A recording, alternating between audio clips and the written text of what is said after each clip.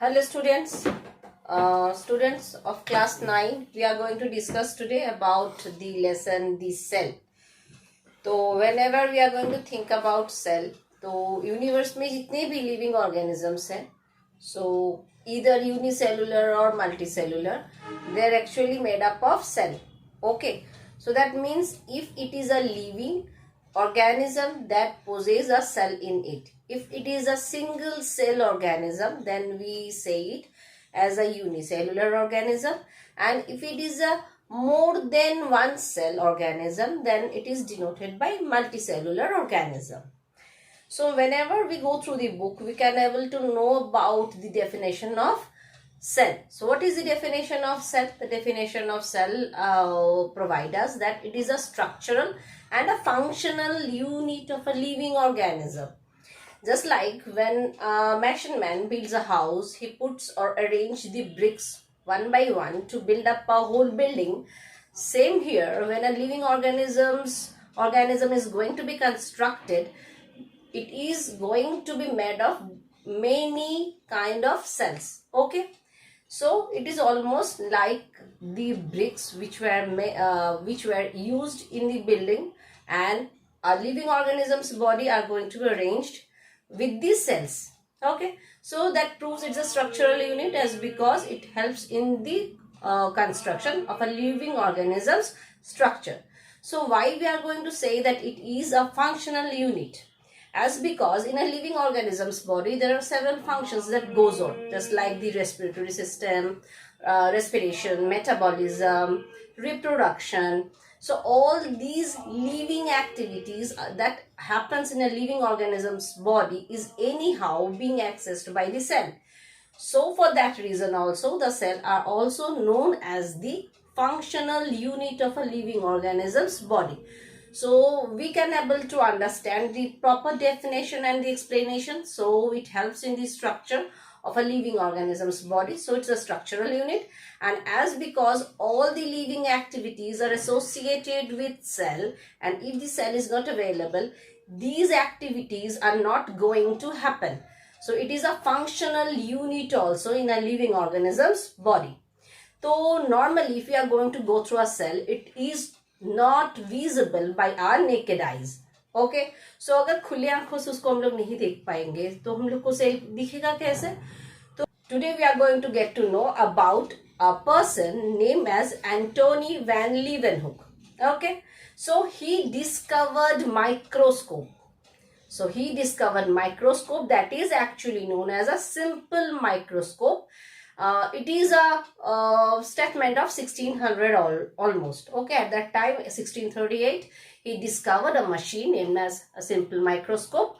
So then after, another scientist came, that is an English scientist named Robert Hooke.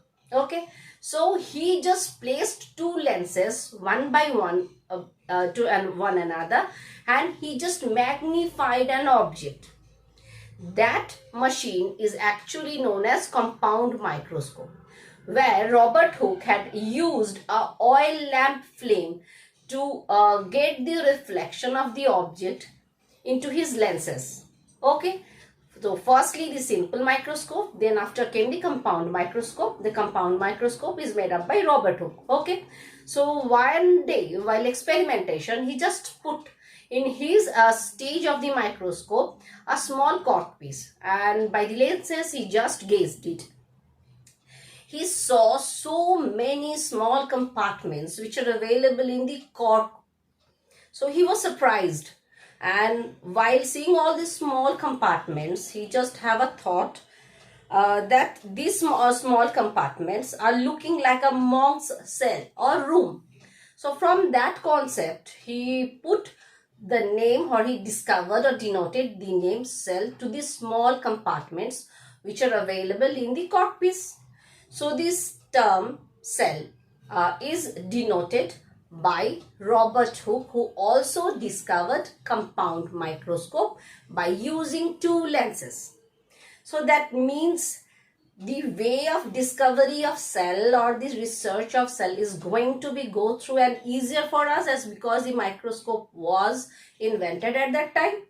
Okay, then comes another two scientists. Okay, Knoll and Ruska. Knoll and Ruska has invented electron microscope. So electron microscope is going to help us for properly see the cell structure and the configuration of a cell properly. Okay, so this electron microscope can magnify the object for 1500 times more than compound microscope. So obvious matter, it helps in the research of helps in the research field properly. Then comes a scientist, we can say he's a botanist, okay, names M.J. Cladian. So he just go through the plant cell and the animal cell. After going through these two kind of cells, he just have a thought in him that both of the cells are mostly alike. That means he denoted that at 1838, we can think about it like a history of a discovery of cell and the configuration of cell. So he just stated that the animal and the plant cell are almost alike. It's a situation of 1838. Then after, now in 1838, T. Skeven, okay, he just go through this cell of plant and animal, and he discovered and denoted that there's a basic difference between a plant cell and animal cell, that animal cell doesn't possess cell wall, okay, but the plant cell possess cell wall. The basic difference is animal cell doesn't have cell wall and the plant cell is going to have cell wall. Okay, so after the discussion about these cell theories, we have an idea that all the living organism is made up of M.J. Cladian and T. Skeven. Both the botanist and T. Skeven is a geologist. When we are going to discuss about those two scientists, we got to know about a cell theory. Okay, what does this cell theory explain us? That the basic structural and functional unit of a living organism is a cell.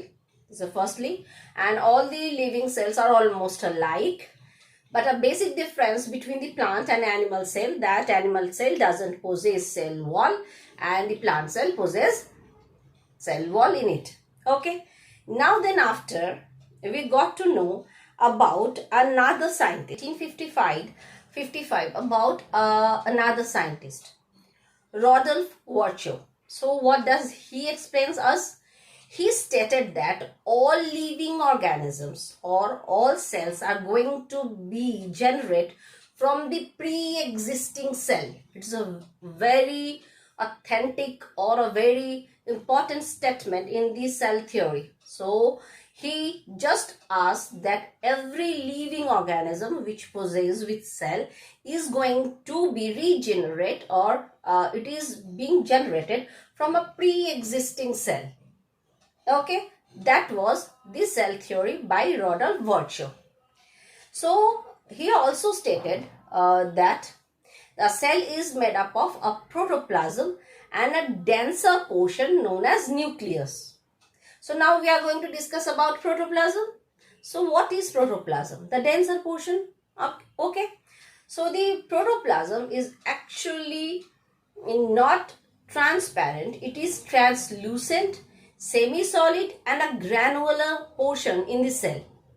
Okay. So semi-solid means some of the protoplasm can interchange their states.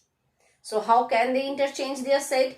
Just like as a liquid-like protoplasm is known as sol state, and a solid-like protoplasm is actually known as gel state. They can interchange their position or the states actually. Okay, the protoplasm actually consists of so many granules in itself, and the shapes of the granules and the sizes of the granules varied from cell to cell. Okay, then after, if you are going to heat the protoplasm, what will happen? The protoplasm is going to be coagulate and it becomes opaque. Now it is not going to be translucent, it is going to be opaque. Now if we are going to think about what is the function of protoplasm. So firstly, protoplasm, okay, So all the living activities in a cell is conducted in the protoplasm. So we are going to remember, this is a very important point, that all the living activities like metabolism are conducted in protoplasm. This is the first key point. Okay. So cell respond to stimuli. Stimuli like temperature or any kind of chemical. So when cell shows any kind of stimuli, that means the protoplasm respond to it. Okay. Thirdly, the protoplasm possesses a cyclic movement. This cyclic movement of protoplasm is actually known as cyclosis, very important term. Cyclosis is the rotational movement of protoplasm. So from that we can say that the protoplasm possesses motion in itself. Okay. Then after, in living organism, it also helps in locomotion or movement. We can say it's not locomotion, it helps in locomotion of the unicellular organism by flagella, pseudopodia. Okay, so that is for today. Today we have discussed about the definition of cell, why it is known as the structural and functional unit of cell. Then we got to know about the discovery of simple microscope, compound microscope, electron microscope. Then after, we know about who term the concept of cell to us, about the animal and plant cell, who denoted that there are slightly difference in between them. Then after, we got to know about that a cell is going to be regenerate, or it is going to have with a pre-existing cell.